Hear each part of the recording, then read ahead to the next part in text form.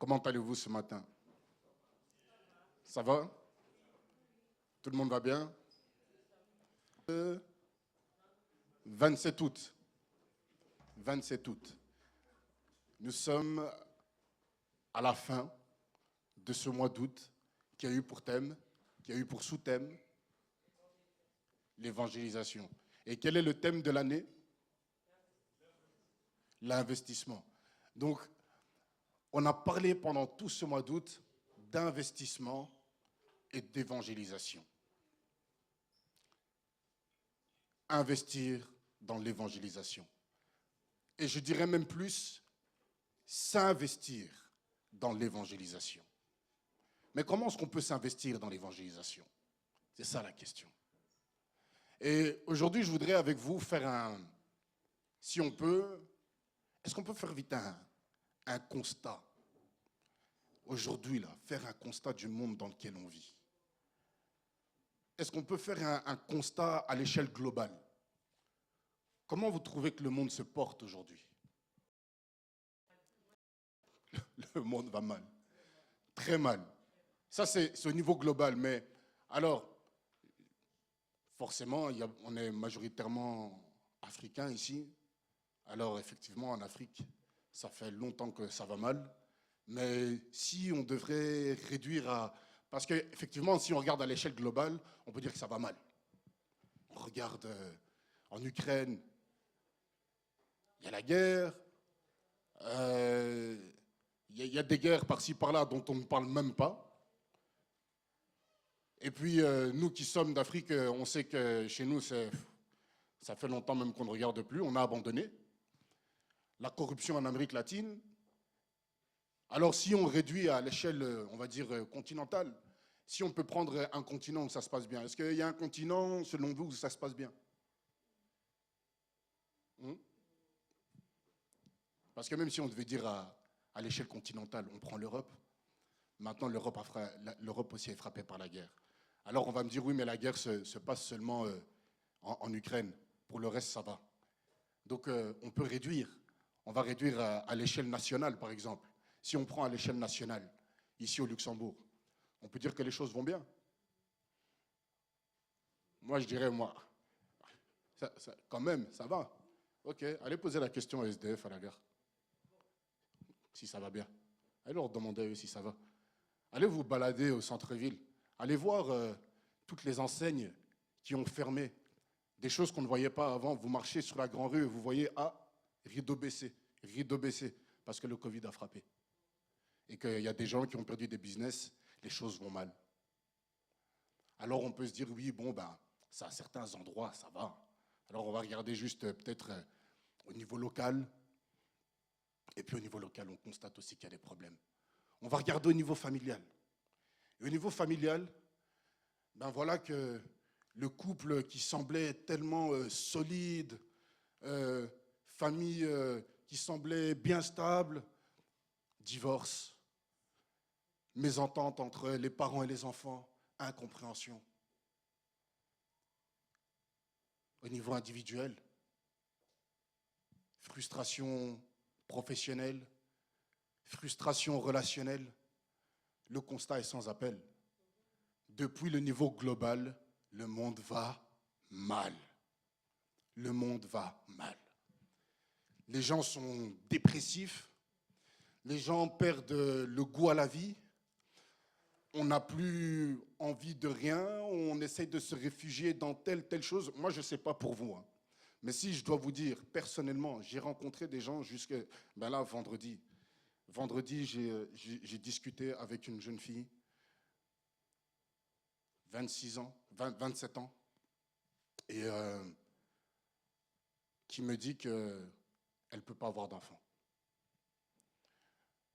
Et en fait, elle m'explique qu'on lui a retiré, elle a eu une opération au mois de janvier, on lui a retiré l'appareil reproductif.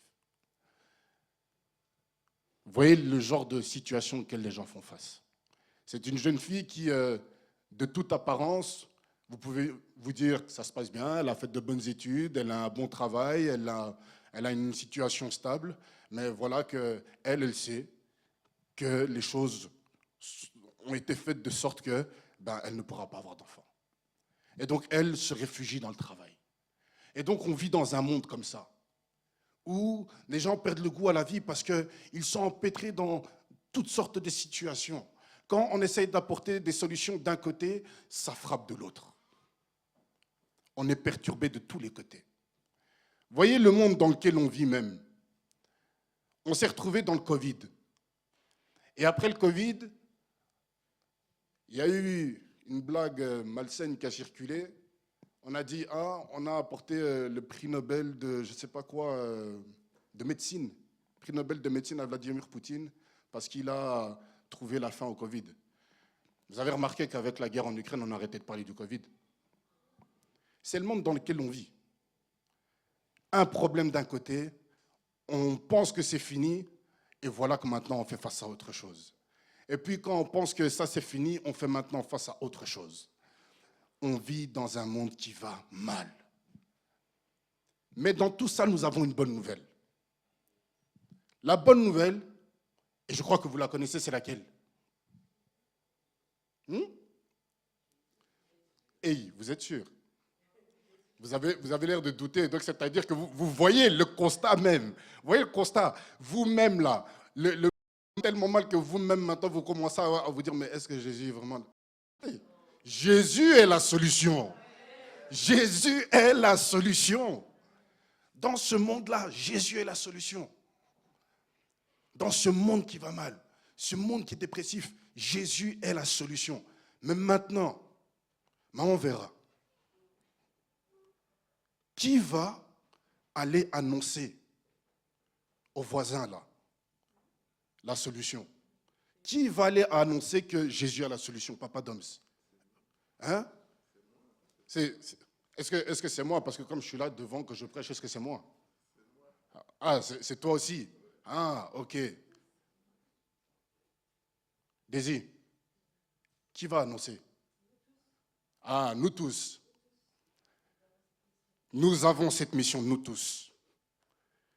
Toute personne qui a accepté Jésus-Christ comme son Seigneur et son Sauveur se doit, a le devoir d'aller annoncer la bonne nouvelle que Jésus-Christ est la solution.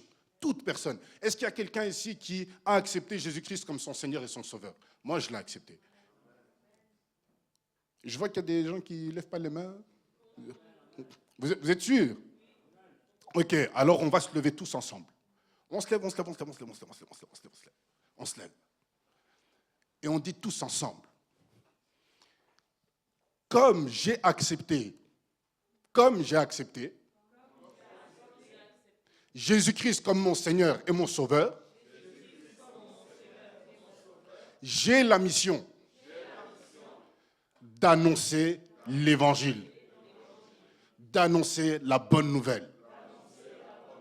Que Jésus-Christ sauve, que Jésus-Christ guérit des malades, que Jésus-Christ délivre et que Jésus-Christ baptise du Saint-Esprit encore aujourd'hui. Amen. Ça, c'est la mission que nous avons. C'est la mission que nous avons. Et effectivement, le monde dans lequel on vit, on a vu, le constat est sans appel. Le monde va mal. Et la Bible nous dit que le monde même est sous la domination de Satan. Mais cette même Bible me dit autre chose. C'est que le monde attend avec un ardent désir la révélation des fils de Dieu. Alors, merci Daisy, je crois que c'est la seule qui a capté, mais je voudrais aussi dire aux autres, pour rester équitable, des filles de Dieu aussi. Voilà. C'est important de bien... comprenez que les fils de Dieu, c'est universel. Mais je crois qu'aujourd'hui, les filles font plus que les fils même. Donc voilà. Et aujourd'hui, nous allons plonger nos regards dans la parole. Parce qu'on sait quelle est notre mission. Maintenant, le tout, c'est de savoir comment. Il y a des Jean-Baptiste. Il y a des Jean-Baptiste. Ceux que j'appelle les Jean-Baptiste, ce sont ces personnes qui descendent. Et j'en ai croisé un hier. Et j'étais vraiment admiratif. On se promenait à Metz. Et on a vu ce frère qui est descendu avec une équipe. Et dans le centre-ville de Metz, il était là en train de prêcher à haute voix. Et il annonçait. Il y a des gens qui savent faire ça. Alors, je peux comprendre que parfois c'est impressionnant. Enfin, pas parfois, c'est impressionnant de toute façon. Parce qu'on regarde comme ça, on se dit, mais Seigneur, moi je ne suis pas capable de faire ça. Est-ce qu'il y a quelqu'un ici qui n'a pas d'amis? Est-ce qu'il y a quelqu'un ici qui a un ami? Levez la main celui qui a un ami. Un ami qui ne connaît pas le Seigneur. Est-ce que quelqu'un a un ami qui ne connaît pas le Seigneur? Ok. Donc ça veut dire que, à un moment donné, cet ami-là, vu que c'est un ami, ça veut dire que vous avez une relation. Donc vous vous retrouvez seul avec et vous avez le temps de pouvoir parler. Ça veut dire que vous avez des occasions, plusieurs occasions, d'annoncer la bonne nouvelle. L'évangélisation, c'est tout simplement ça. Annoncer, comme on l'avait vu avec le pasteur Abraham, être capable de partager son témoignage. Comment est-ce que j'ai rencontré le Seigneur Jésus-Christ et comment est-ce qu'il a transformé ma vie. On n'a pas tous la capacité de descendre sur la grande rue à Luxembourgville ou alors à Luxembourgard et commencer à annoncer la parole. Mais par contre, je crois que, Papa Charles, ton ami le plus proche, parmi ton entourage, celui qui ne connaît pas le Seigneur, parce que c'est toi, il prendra le temps de t'écouter et d'entendre ce que tu as à lui dire. Ça, je le crois fermement. Alors voici ce que nous dit la parole de Dieu. C'est Jésus-Christ qui parle. Dans Matthieu, chapitre 5, le verset 13 au verset 16. C'est un passage que je suis sûr que vous connaissez très bien et qui a déjà été cité pendant ce mois-ci. Vous êtes le sel de la terre. Mais si le sel perd sa saveur, avec quoi la lui rendra-t-on? Il ne sert plus qu'à être jeté dehors et foulé aux pieds par les hommes. Vous êtes la lumière du monde. Une ville située sur une montagne ne peut être cachée. Et on n'allume pas une lampe pour la mettre sous le boisseau, mais on la met sur le chandelier et elle éclaire tous ceux qui sont dans la maison. Que votre lumière luise ainsi devant les hommes, afin qu'ils voient vos bonnes œuvres et qu'ils glorifient votre Père qui est dans les cieux. Amen. C'est un passage qui, ces derniers temps, m'a beaucoup parlé et surtout, en fait, c'est surtout le verset 16 qui m'a parlé et qui a été un encouragement pour moi. Et on y reviendra plus tard. Vous voyez, hein, parce qu'il dit que votre lumière luise ainsi devant les hommes, afin qu'ils voient vos bonnes œuvres et qu'ils glorifient votre Père qui est dans les cieux. La partie qui m'a encouragé là-dedans, en fait, c'est « et qu'ils glorifient votre Père qui est dans les cieux ». On y reviendra plus tard. Nous sommes appelés à impacter le monde dans lequel nous vivons. Nous devons impacter le monde dans lequel nous vivons. En fait, c'est une obligation parce que c'est dans la logique même des choses. C'est lié à nous. À partir du moment où nous avons accepté Christ comme notre Seigneur et notre Sauveur, et j'insiste plus sur le Seigneur, parce que très souvent on accepte Jésus-Christ comme notre Seigneur et notre Sauveur, alors on le confesse de notre bouche. Parce qu'on vient faire la prière de confession, on s'avance devant, on fait cette prière de confession, effectivement, oui, on l'a accepté comme notre Sauveur. Après, c'est notre manière de vivre qui va déterminer si on a fait de Christ réellement notre Seigneur ou pas. Vous voyez la nuance? Parce que c'est une chose, hein, d'appeler à l'aide et on vient vous secourir. C'est une chose. Mais après, de suivre les instructions de sécurité pour ne pas retomber dans le danger, c'est autre chose. La personne qui roule à du 180 là où c'est limité à 110 et qui fait un accident, ok, l'ambulance vient, blessure mortelle, mais Dieu merci, on a pu sauver sa vie. La personne recommence. Est-ce que cette personne-là, en sachant ce qui lui est arrivé et en sachant que le code de la route dit bien que la vitesse est limitée à 110 pour des raisons de sécurité, est-ce que cette personne se soumet à la loi, oui ou non? Cette personne est contente d'utiliser, comment dire, de bénéficier comment on dit ça, de l'aide médicale, mais par contre, elle ne respecte pas la loi. Et parfois, nous, en tant que chrétiens, c'est parfois aussi comme ça qu'on marche.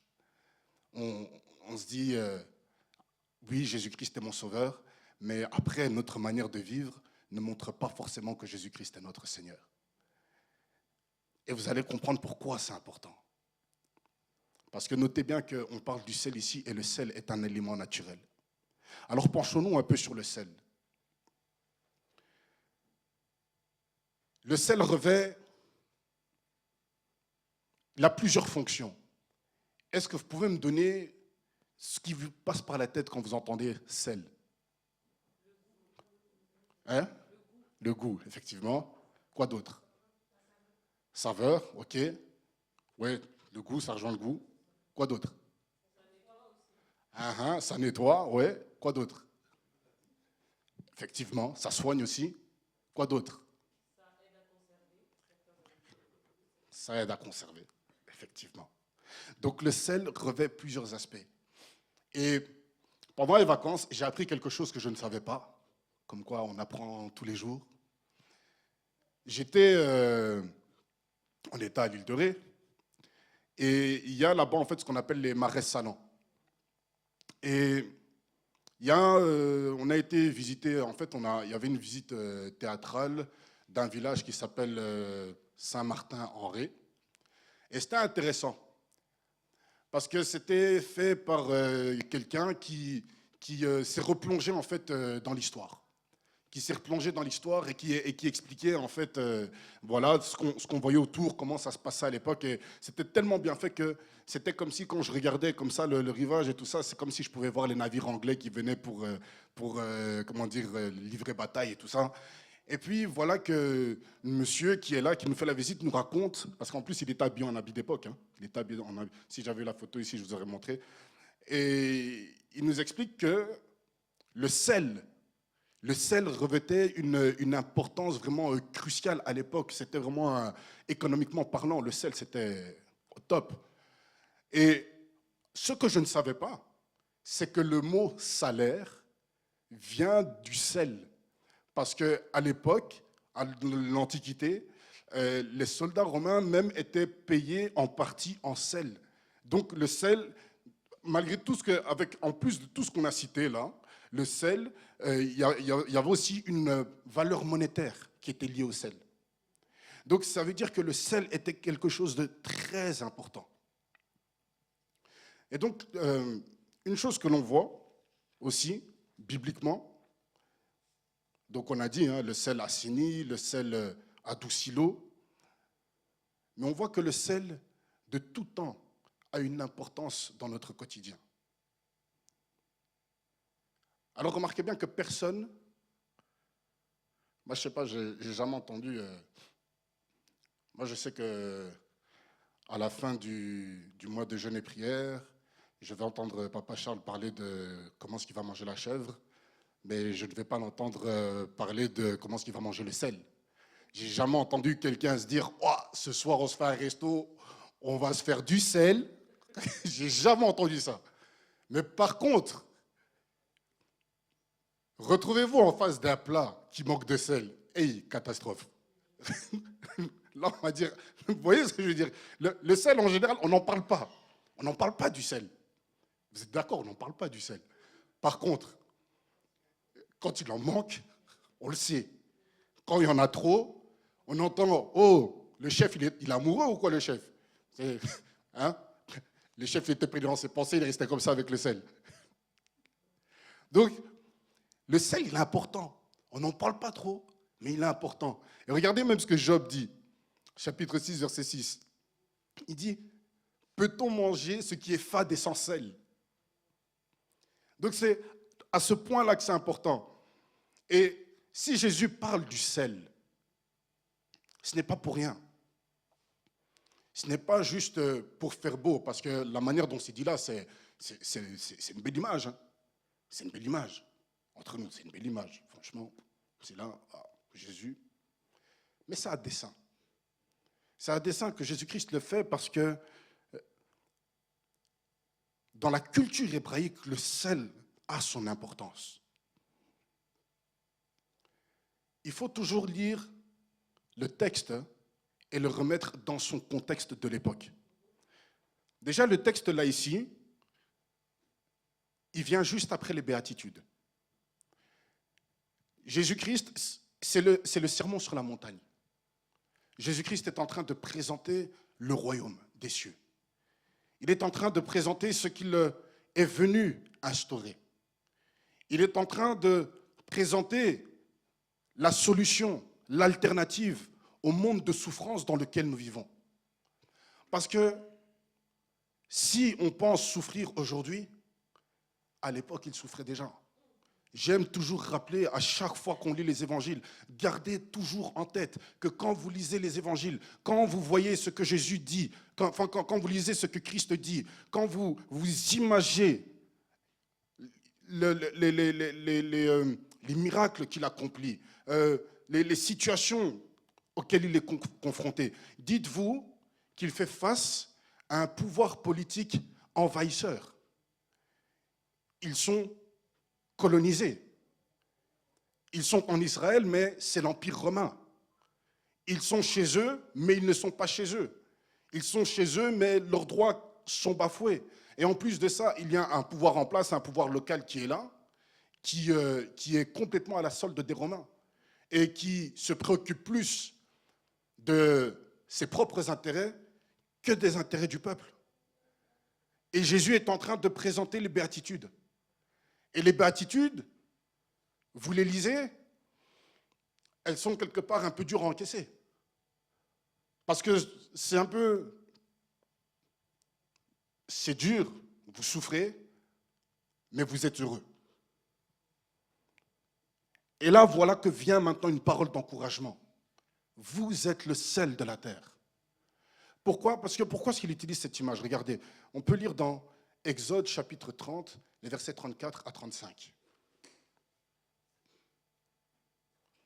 L'Éternel dit à Moïse, prends des aromates, du stacté, de l'ongle odorant, du galbanum et de l'encens pur en partie égale. Tu feras avec cela un parfum composé selon l'art du parfumeur. Il sera salé, pur et saint. Le sel revêt son importance dans la culture hébraïque. C'est déjà même, comment dire, ça a quelque chose même de saint devant le Seigneur. Le parfum était fait pour la sacrificature, pour rapporter les sacrifices. C'était brûlé pour plaire à Dieu. Et d'ailleurs, si vous lisez, je pense que c'est avant ou même plus loin, il est dit qu'il était interdit de reproduire. Moi-même, j'ai trouvé ça intéressant à un moment donné. Je me suis dit, ah tiens, je le referais bien pour savoir ce que c'est. Et jusqu'à ce que je lise plus loin qu'il est interdit de le reproduire pour le sentir soi-même. Et j'ai dit, ok, bon ben, je laisse ça là, je vais seulement imaginer. C'est quelque chose qui est réservé à Dieu. C'était pour Dieu seul. Interdit de le reproduire pour soi. Interdire de le reproduire. Donc c'est pour vous dire à quel point le sel est important pour Dieu, à quel point forcément, a fortiori, le sel est important pour son peuple. On peut lire plus loin dans le livre des rois, 2 Rois, chapitre 2, versets 19 à 22. Les gens de la ville dirent à Élisée, « Voici, le séjour de la ville est bon, comme le voit mon Seigneur, mais les eaux sont mauvaises et le pays est stérile. » Il dit, « Apportez-moi un plat neuf et mettez-y du sel. » Et ils le lui apportèrent. Il alla vers la source des eaux, il y jeta du sel et dit, « Ainsi parle l'Éternel, j'assainis ces eaux, il n'en proviendra plus ni mort ni stérilité. » et les eaux furent assainies jusqu'à ce jour, selon la parole qu'Élisée avait prononcée. Amen. Amen. Donc ça vous dit à quel point le sel est important. Et donc quand Jésus-Christ utilise cette image du sel, il dit, vous pouvez souffrir. C'est vrai que vous faites peut-être face à des situations difficiles, mais c'est vous êtes le sel de la terre. Pourquoi est-ce qu'il dit ça? On peut aller voir dans Deutéronome chapitre 4, versets 5 et 6. Et vous allez comprendre que la mission d'évangélisation n'a pas commencé juste à partir du moment où Jean-Baptiste est arrivé. Voici, je vous ai enseigné des lois et des ordonnances comme l'Éternel, mon Dieu, me l'a commandé, afin que vous les mettiez en pratique dans le pays dont vous allez prendre possession. Vous les observerez et vous les mettrez en pratique, car ce sera là votre sagesse et votre intelligence aux yeux des peuples qui entendront parler de toutes ces lois et qui diront « Cette grande nation est un peuple absolument sage et intelligent. » Voilà ce qui était lancé comme appel sur le peuple d'Israël. Ils avaient déjà la mission d'évangélisation, la mission de, par leur attitude, par leur comportement, par la mise en pratique de la parole qu'ils avaient reçue. Ils avaient déjà cette mission d'impacter les peuples qui étaient autour d'eux. Et c'est la même chose, c'est le même rappel que Jésus-Christ fait ici. Vous êtes le sel de la terre.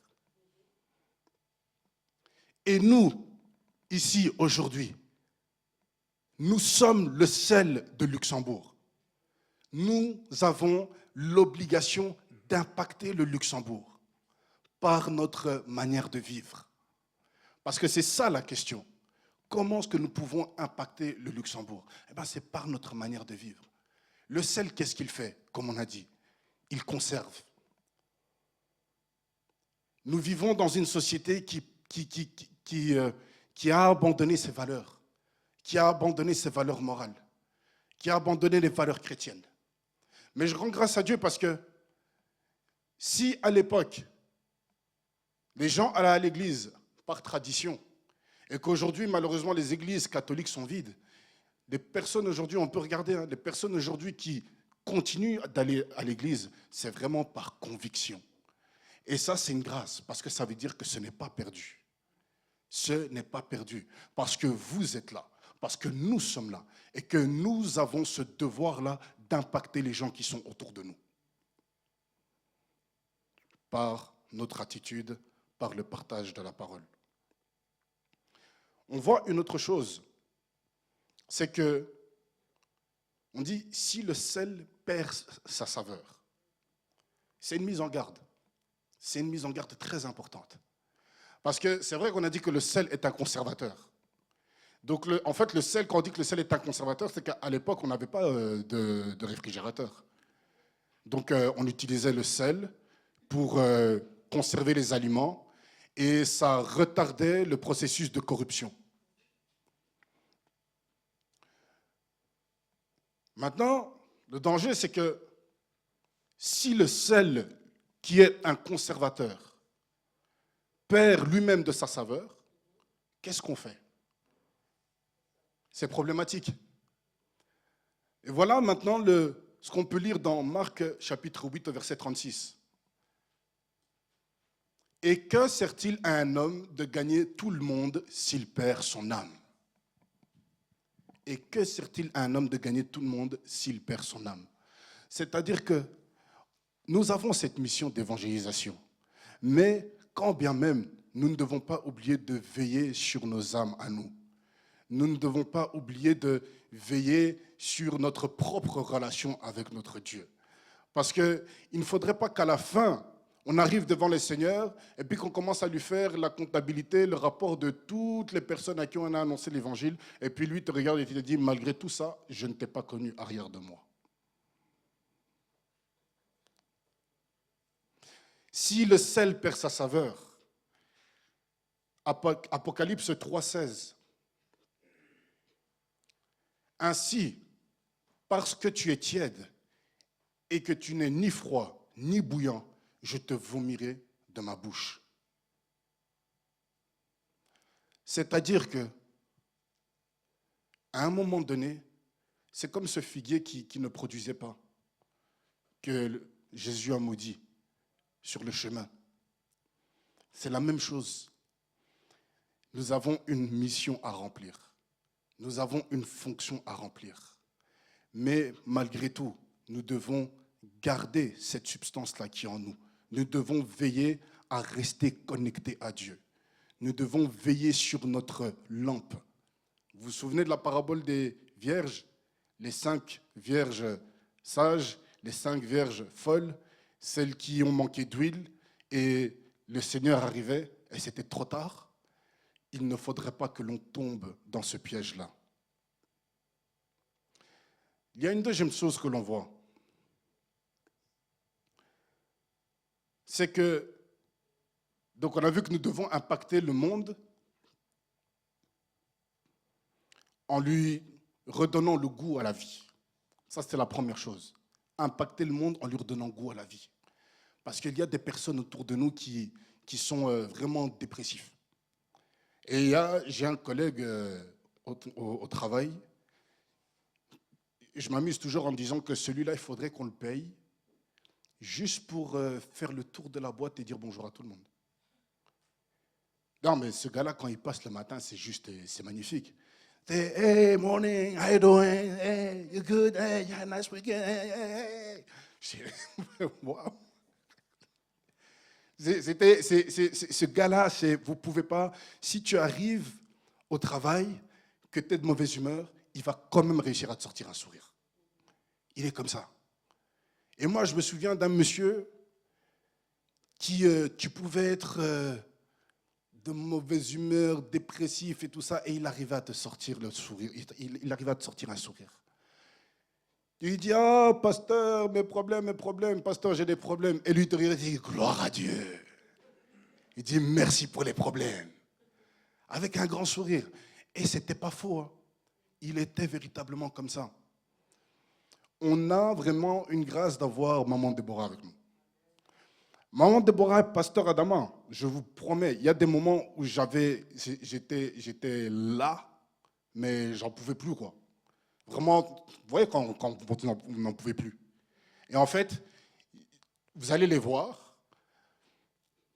J'allais les voir, en fait, juste parce que je savais que, juste à leur contact, ça m'apaisait. Et il y a des gens comme ça. Impacter son environnement. Impacter son environnement. Ma sœur, il faut que les gens à ton contact, il faut que tu sois pour eux un relax. Comment on appelle ça? Les chaises longues, là. La plage. Tu vois? Transat. Il faut que tu sois un transat pour les gens autour de toi. Tu vois? C'est vraiment ça. Redonner goût à la vie aux gens. Il y a des gens qui remarquez quelque chose, vous là, enfants de Dieu. Est-ce que vous n'avez pas remarqué qu'il y a parfois des gens comme ça qui viennent vous dire des choses comme ça là, sans raison? Tu dis, et toi tu es là, tu dis, Seigneur, pourquoi moi? Je me suis retrouvé un jour à côté de quelqu'un qui, ça faisait quoi, 5 jours qu'on se connaissait, et qui me dit, ah lundi je ne serai pas là, je me fais retirer l'ictérus. Et enchanté, je dis, c'est chaud quand même. Mais ce n'est pas pour rien. Ce n'est pas pour rien. J'avais peur de ces situations-là avant. Et de plus en plus, je comprends que je ne dois pas fuir devant ces situations. Je dois les accepter, je dois les accueillir avec bienveillance. Parce que ce sont des personnes que le Seigneur envoie vers nous pour qu'on leur apporte quelque chose qui leur manque. Ces personnes, est-ce que Dieu veut leur apporter la guérison au travers de toi? Est-ce que Dieu veut leur apporter la paix au travers de toi? Est-ce que, je ne sais pas. Mais ces situations-là, elles arrivent, ce n'est pas anodin. Et nous avons besoin de la sagesse du Seigneur pour pouvoir faire face. et apporter la paix à quelqu'un qui manque la paix. Apporter la joie à quelqu'un qui manque la joie. Être vraiment ce sel-là. Le sel. Apporter du goût. La conservation. Il y a des gens qui ont besoin de protection. Faire ce travail-là de protection par des paroles bienveillantes. C'est vraiment ça. On voit au verset 14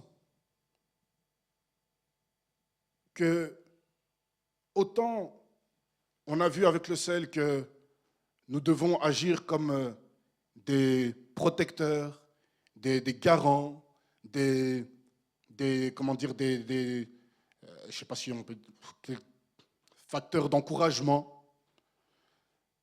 Là, on parle de la lumière. Et avec la lumière, ce qu'on comprend, c'est qu'on doit servir de référent. Vous êtes, au verset 14, la lumière du monde. Une ville située sur une montagne ne peut être cachée. Une ville située sur une montagne ne peut être cachée. Alors, intéressons-nous premièrement à la lumière. Parce que Jésus dit, vous êtes la lumière du monde. Vous êtes la lumière du monde. C'est chaud quand même.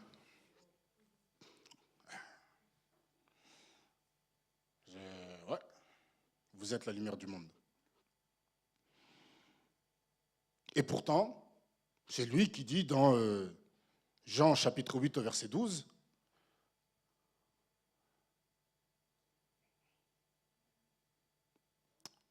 on peut avoir Jean chapitre 8 verset 12,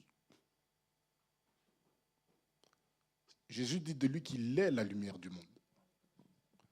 Jésus leur parla de nouveau et dit, je suis la lumière du monde, celui qui me suit ne marchera pas dans les ténèbres, mais il aura la lumière de la vie. Alors, comment ça se fait que là, Jésus dit, je suis la lumière du monde, et après, il vient pour dire, vous êtes la lumière du monde. Explication. On peut aller dans 2 Corinthiens, chapitre 4, verset 6, qui nous dit que car Dieu qui a dit, la lumière brillera au sein des ténèbres,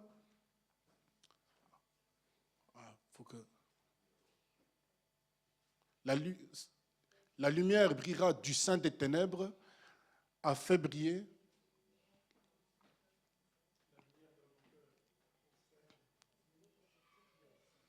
la lumière brillera du sein des ténèbres, a fait briller la lumière. Ah, pardon, excusez-moi. Pardon. Donc, car Dieu, qui a dit, la lumière brillera du sein des ténèbres, a fait, donc Dieu, a fait briller la lumière dans nos cœurs pour faire resplendir la connaissance de la gloire de Dieu sur la face de Christ. Amen. Qu'est-ce qu'on doit comprendre ici, en fait? C'est que, vous voyez, on a vu que Jésus dit, je suis la lumière du monde, ok? Et puis il dit, vous êtes la lumière du monde. Bon, de 2 choses l'une. Soit tu es la lumière du monde, soit nous sommes la lumière du monde, ok? Mais il dit, non, non, je suis la lumière du monde, vous êtes la lumière du monde. Je vais vous prendre une image très simple. Le soleil et la lune. Okay? Le soleil et la lune. Vous savez que la lune n'est que le reflet de la lumière du soleil. La lune ne fait que refléter la lumière du soleil. On est d'accord? Et la lune éclaire dans les ténèbres. Okay? Jésus-Christ, c'est comme le soleil. Et nous sommes la lune. Voilà pourquoi Jésus-Christ, qui éclaire la lune, enfin le soleil qui éclaire la lune, Jésus-Christ nous éclaire nous. Et la lune qui éclaire dans les ténèbres, nous éclairons maintenant, en tout cas nous avons la mission, nous avons le devoir d'éclairer dans un monde rempli de ténèbres. Maintenant, il arrive dans la course du soleil, je ne sais pas combien de fois ça arrive, mais peut arriver ce qu'on appelle une éclipse. Et c'est un moment en fait où il Il y a en fait dans la course comme ça, c'est la Terre qui passe, en fait, il y a un alignement. Et la Terre se trouve entre le Soleil et la Lune. Et finalement, ceux qui se retrouvent de l'autre côté, du côté qui doit être éclairé par la Lune, se retrouvent dans les ténèbres. Et donc la Lune n'éclaire plus. Et parfois, nous aussi, en fait, on se retrouve dans des situations comme ça. On est censé éclairer, mais on ne le fait pas. Pourquoi? Parce que les soucis de la vie empêchent notre lumière de briller. Là où on est censé faire la différence, là où les uns s'inquiètent pour leur travail, parce qu'on a annoncé un plan social.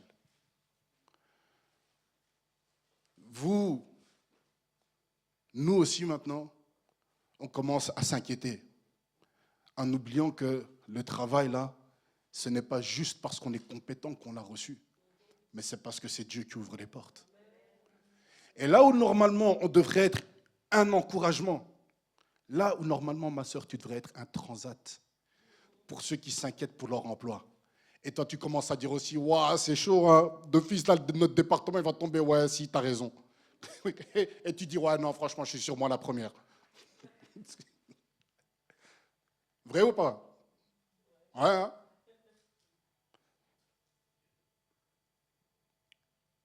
Et c'est là que l'éclipse arrive. Alors que on devrait pouvoir dire, vous inquiétez pas, ça va aller. Alors que on devrait saisir l'opportunité de dire, écoutez, je suis arrivé dans ce boulot, je n'avais pas le diplôme, je n'avais pas les qualifications, et pourtant je suis là, on est ensemble. C'est clairement un miracle. C'est clairement Dieu qui m'a fait grâce. Alors, on peut prier ensemble que la grâce que Dieu m'a faite, eh bien, qu'il vous la fasse à vous aussi. Et je vous dis que vos emplois seront protégés. Mais non, on se dit, waouh, non, non, non, c'est chaud. En plus, tu as vu comment il m'a regardé là, non, c'est sûr, je suis le premier à sauter, non.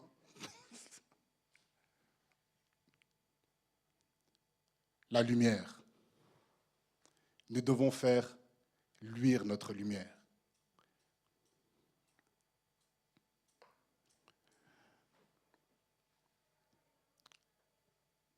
Et vous voyez, Matthieu 13, 22 nous dit que celui qui... Vous vous souvenez de la parabole du semeur? On parle des soucis de la vie. Hein.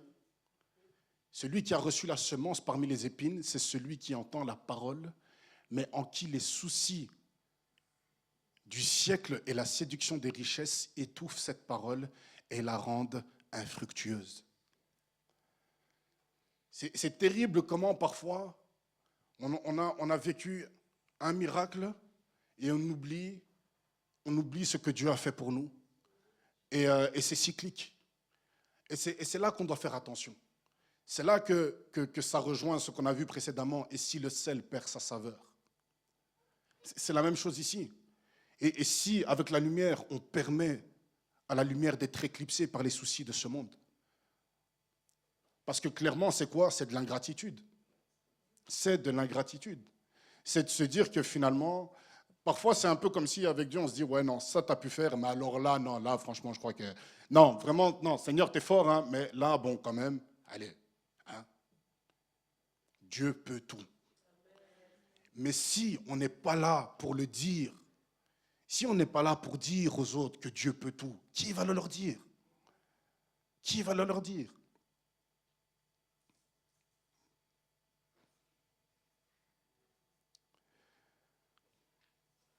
Ici, on parle de montagne. On dit, une ville située sur une montagne ne peut être cachée. Alors, vous voyez, hein, je vous ai parlé de la lumière qui parfois est cachée par les soucis de la vie. Et en fait, la montagne,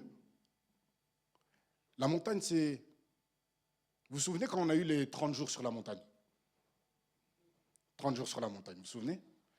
Et on a vu que la montagne, c'est le lieu où on rencontre Dieu. C'est le lieu où on entre dans la présence du Seigneur. C'est sur la montagne que pour la première fois, Dieu a été appelé Yahweh Jireh. À la montagne de l'Éternel, il sera pourvu. Parce que c'est à la montagne que Abraham, la main d'Abraham a été arrêtée par Dieu pour dire non, ne touche pas l'enfant. Je sais maintenant que tu m'aimes. Mais regarde le bélier là. C'est à la montagne de l'Éternel qu'il sera pourvu, Yahweh Jireh. C'est à la montagne que Moïse a reçu les tables de la loi. C'est sur le mont des Oliviers que Jésus se retirait pour prier. À la montagne, on rencontre le Seigneur. Une ville située sur une montagne ne peut être cachée. Il dit, vous êtes la lumière du monde, une ville située sur une montagne ne peut être cachée. Si la montagne, c'est le lieu où je rencontre Dieu,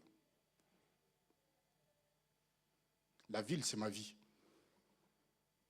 Demeurez en moi et je demeurerai en vous.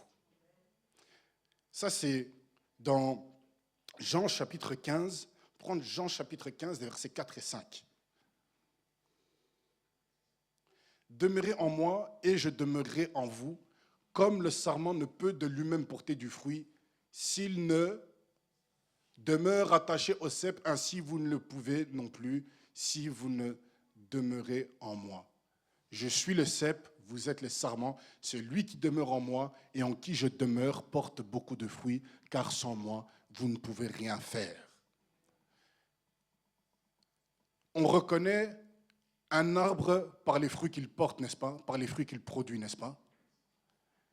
Voilà pourquoi, quand on dit une ville située sur une montagne ne peut être cachée, celui qui demeure dans la présence du Seigneur, celui qui demeure dans la parole, et la parole demeure en lui, les fruits vont se voir.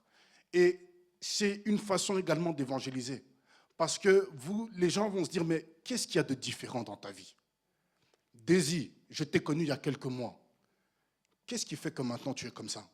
Tu faisais ci, ça, nos sorties et tout ça, tu n'es plus avec nous. C'est quoi? Et c'est une occasion de pouvoir expliquer. Ah tiens, écoute ça.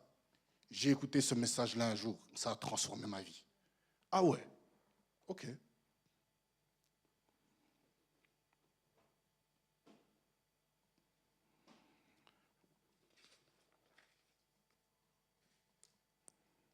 Le verset 15 nous dit, « Et on n'allume pas une lampe pour la mettre sous le boisseau, mais on la met sur le chandelier et elle éclaire tous ceux qui sont dans la maison. »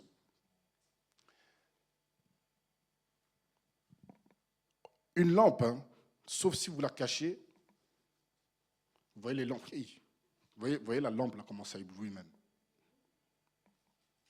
Mais sauf si on se met derrière, on ne peut pas voir, n'est-ce pas? La lampe, elle est là pour éclairer. Et donc, la logique veut que si on allume une lampe, c'est pour éclairer. Donc, on va la mettre bien haut pour éclairer.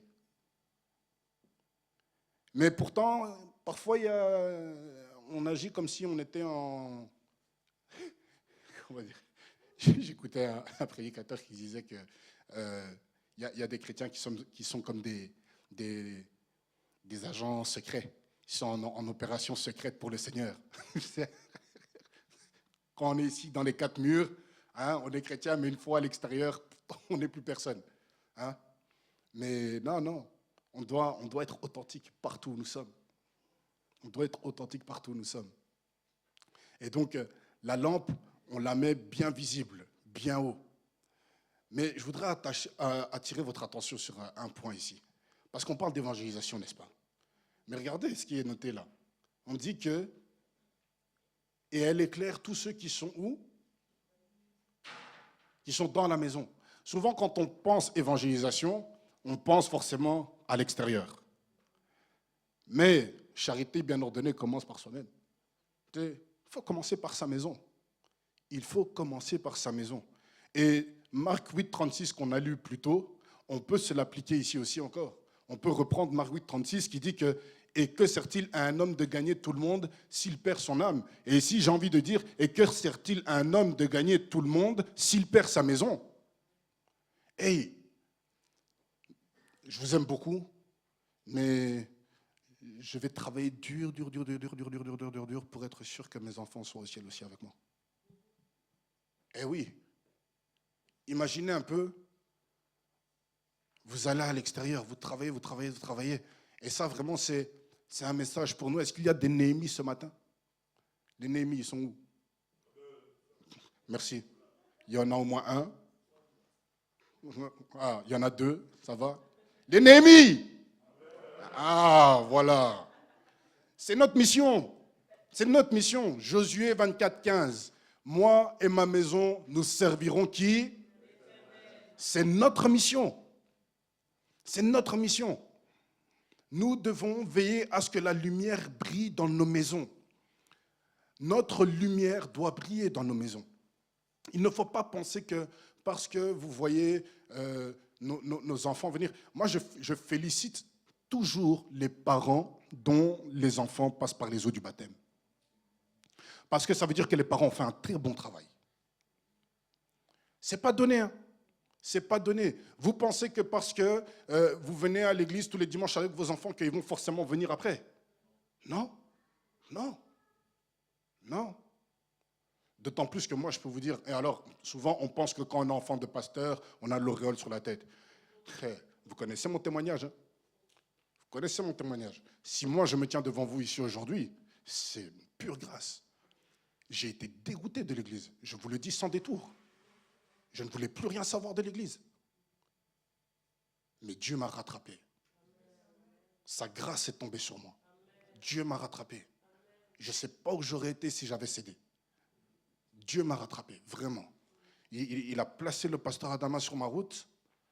Il a révolutionné ma vie. Il a révolutionné ma marche avec le Seigneur. Ne croyez pas que c'est donné, que c'est automatique. Vous voyez vos enfants viennent parce qu'ils n'ont pas le choix. Moi, je sais qu'il y a des parents, et ils sont capables. Hein. Je dis, tu ne veux pas venir à l'église? Il n'y a personne qui reste dans ma maison le dimanche. Personne. Soit tu es à l'église, ou tu es ailleurs, mais tu n'es pas à la maison. Et alors, je parle que c'était dehors, hein. Donc on vient à l'église. Mais le jour où les enfants ont la voiture, ont les amis, ont leur indépendance, attendez voir si vous allez encore les voir à l'église. C'est pour ça que c'est un travail qu'il faut faire là maintenant, tant qu'on les a à la maison. Il faut faire briller la lumière dans nos maisons. Il faut être sûr que nos enfants confessent de leur bouche que Jésus-Christ est mon Seigneur et mon Sauveur. Il faut pouvoir être sûr que le jour où tes enfants vont quitter la maison, qu'ils n'auront pas quitté l'église, ils auront juste changé d'adresse. Juste ça.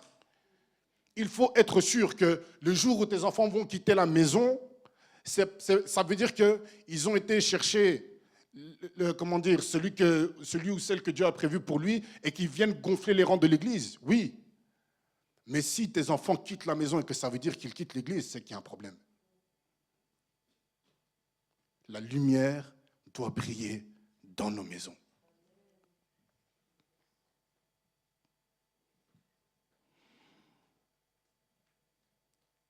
Maintenant, parole d'encouragement pour ceux qui, et je sais que c'est difficile. Je sais qu'il y a des parents qui pleurent pour leurs enfants, pour leurs adolescents.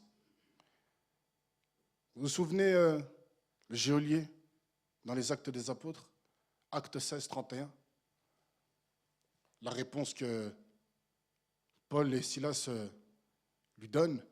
Paul et Silas répondirent, crois au Seigneur Jésus et tu seras sauvé, toi et ta famille. Alors effectivement, le temps avançant, ça devient plus compliqué. Parce que les enfants sont confrontés à toutes sortes d'autres opinions à l'extérieur, toutes sortes de doctrines.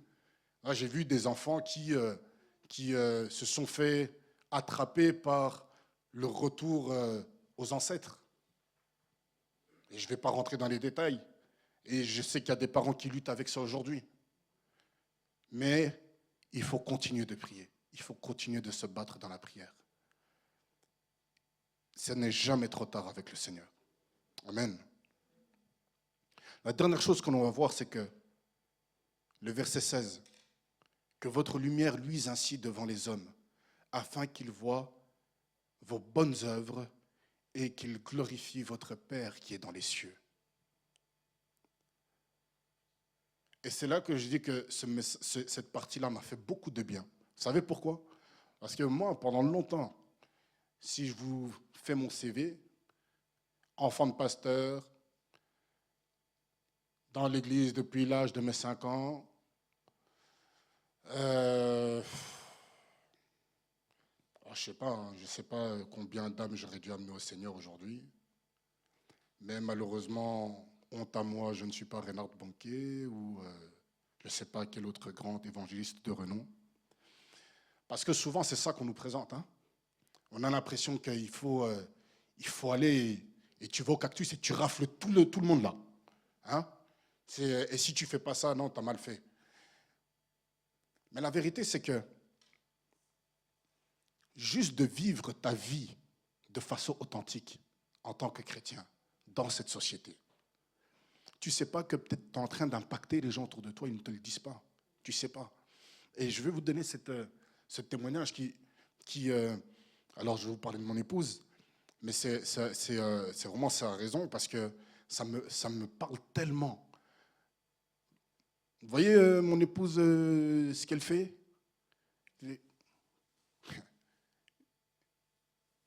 Ce qu'elle fait là, aujourd'hui, elle le fait parce qu'un jour, il y a quelqu'un qui lui a donné un CD. Et elle a écouté ce CD toute seule dans sa chambre à l'université. Et sur ce CD-là, elle a donné sa vie à Jésus, toute seule. Maintenant, vous savez quoi? La personne qui lui a donné ce CD, elle ne l'a plus jamais revu. Jusqu'à présent. Et parfois, on en parle et je dis, mais si elle savait ce que tu fais aujourd'hui, si elle savait comment tu es engagé pour le Seigneur aujourd'hui, si elle savait comment tu prêches la parole, si elle savait l'amour que tu as pour le Seigneur aujourd'hui. Mais cette personne-là, elle ne le sait pas. Par contre, ce que l'on sait, c'est que Magali Louboya lève les mains pour glorifier le Père. Et c'est ça qui compte. Vous savez, très souvent, je vais vous dire honnêtement, quand on est devant ici, on a l'ego fait que on a besoin d'avoir un retour de l'Assemblée. C'est le côté humain. On a besoin de savoir que on suit, on n'est pas en train d'endormir les gens. On a besoin de savoir. Mais à la limite, on devrait pouvoir être capable de faire abstraction de ça. Et de se dire, non, ce qui compte, ce n'est pas que tout le monde se lève et alléluia, amen. Non, non, non, ce n'est pas ça qui compte. Ce qui compte, c'est est-ce que ça t'a touché? Et si, pas aujourd'hui, mais si dans 2 ans, dans 3 ans, dans 5 ans, dans 20 ans, le Seigneur te rappelle, tu te souviens de ce message que tu as entendu ce jour-là? L'impact, il est là. On n'est pas là pour le voir. Mais toi, tu as déposé la semence. C'est tout ce qui compte. Ce qui compte, c'est qu'à un moment donné, le Seigneur est glorifié. Et tu ne dois pas chercher plus que ça. C'est pour ça que je vais vous dire, ne nous laissons pas impressionner par ceux qui... c'est très bien, gloire à Dieu et merci Seigneur, on les a. Ces personnes qui sont capables de brasser plusieurs personnes. Mais la Bible nous dit qu'il y a de la joie dans le ciel pour une seule âme. Une seule âme. Noah, la seule âme là, que tu vas amener, la seule âme là, c'est beaucoup, c'est énorme. Et ne te soucie pas de savoir si est-ce que je vais l'intéresser ou pas. Dis seulement. Plante, sème. Et tu ne sais pas, un jour, tu vas te retrouver au ciel avec la personne là, et elle va dire, oh, il dit, oui, tu sais, bon, ce jour-là, j'avais mal réagi, c'est vrai que j'avais dit, vas-y, j'ai pas le temps, mais ça m'a travaillé ce que tu m'as dit. Et j'ai cherché. J'ai vécu pendant longtemps comme un échec. Un ami musulman qui m'a dit, voilà, j'ai failli me convertir.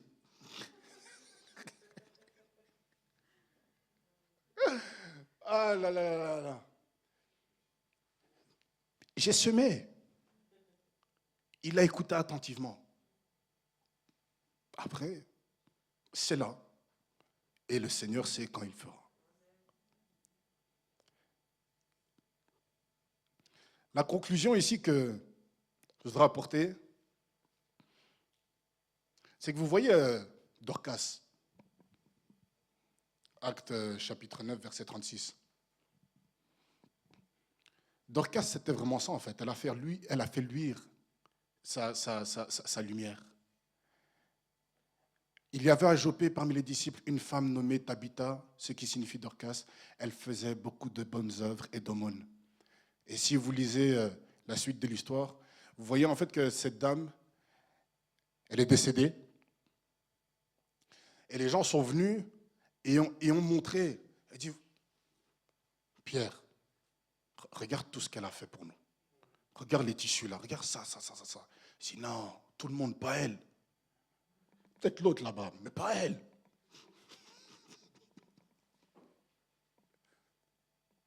Les œuvres qui parlent.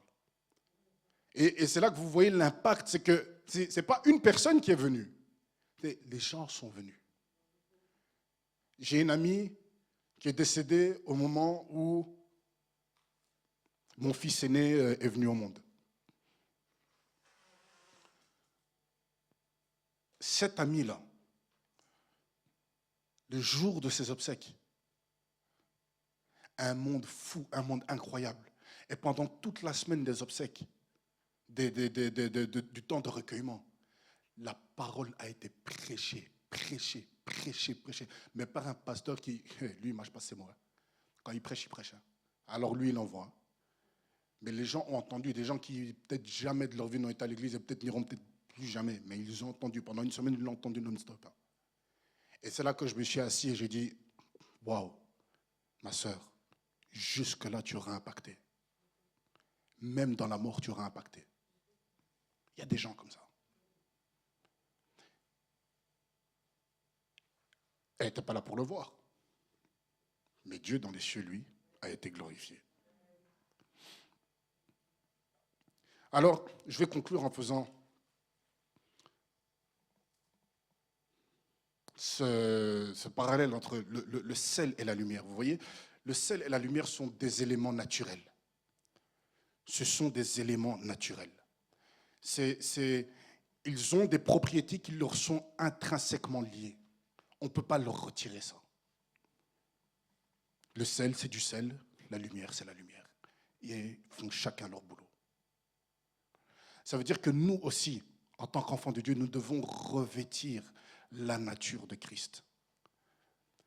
Et c'est un investissement. Pourquoi? Parce qu'en fait, je me suis rendu compte en préparant ce message que c'est vraiment au jour le jour.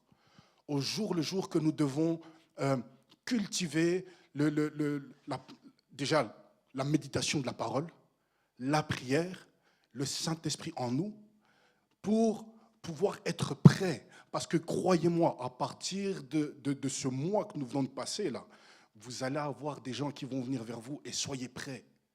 Soyez prêts parce qu'il y a des gens qui vont avoir besoin de vous. Il y a des gens qui vont avoir besoin d'une parole d'encouragement. Il faut que vous soyez prêts. Il y a des gens qui vont avoir besoin... C'est comment ton prénom? Oui? Émilie? Émilie, il y a des gens qui vont avoir besoin de tes encouragements. Il y a des gens qui vont avoir besoin de tes encouragements.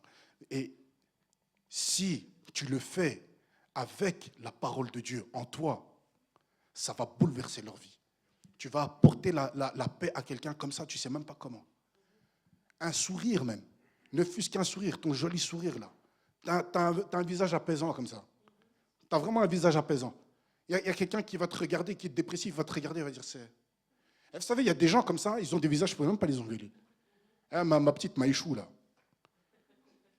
Ah, Maïcha, depuis qu'elle est bébé, je la regarde, je dis c'est pas possible. À chaque fois que je la vois, je fonds. Cet enfant est terrible. Il y a des gens comme ça, mais c'est une grâce. C'est une grâce. C'est un don. Il y a même dans les fratries, les frères et sœurs, ils savent, on sait. Tu veux un truc, envoie-lui là. Ouais. Mais par contre, il y en a d'autres, tu vois, c'est vas-y, bouge. Eh oui. Non, c'est sel et lumière. Ce sont des éléments naturels. Nous devons nous-mêmes revêtir la nature de Christ. Alors, je vous invite à vous lever. Et je vais vous demander, parce que vous voyez, ce n'est pas compliqué au final quand c'est expliqué comme ça. Tout ce qu'on nous demande de faire, c'est d'être naturel. Sois naturel. Papa Charles, quand tu es avec tes businessmen là, vous avez vos conversations. C'est naturel pour toi de leur expliquer que l'or et l'argent appartiennent à Dieu. C'est naturel. C'est ton domaine. Mais toi, en plus, tu es un enfant de Dieu. Et tu as cette dimension-là en plus. Tu as cette dimension en plus qu'eux ne vont pas détecter. Eux, ils ne vont pas le voir. Eux, ils ne vont pas comprendre. Ils vont regarder le marché, ils vont dire, ah, c'est compliqué. Ils vont dire, oh, Wagner a mis la main sur les mines, comment on va faire? Non, mais toi, tu vas dire, restons calmes. Ces choses-là sont dans les mains de notre Dieu. Ça lui appartient. Tu as une autre dimension dans le domaine des affaires que les autres n'ont pas. Et donc, ça va être normal pour toi de pouvoir apporter l'évangile lié à ton domaine d'activité. Parce que finalement, quand je dis restons naturels, c'est ça. Le domaine dans lequel vous gravitez, vous connaissez la parole. Laissez cette parole qui est en vous impacter les gens qui sont autour de vous. Je ne vous dis pas d'aller assaillir les gens, mais c'est juste que quand les gens vont venir vers vous, soyez prêts. Alors, ce matin, je veux passer un appel.